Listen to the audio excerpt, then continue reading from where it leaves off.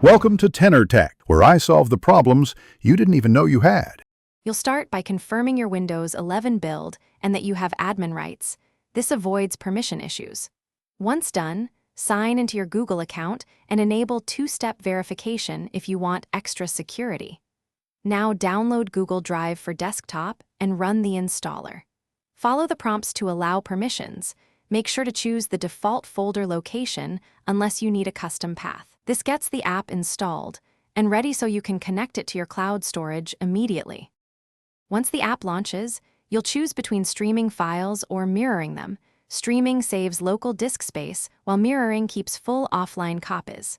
Next, pick which My Drive folders to make available offline and which local PC folders to back up to Google Drive. Make sure to exclude large media or temp directories to avoid clogging sync. Finally, open Preferences to set bandwidth limits and file type exclusions, so background syncing doesn't interfere with your work or network. You can now access Google Drive from the Windows System tray and open the Virtual Drive folder. Green checkmarks mean synced, while spinning icons mean in progress.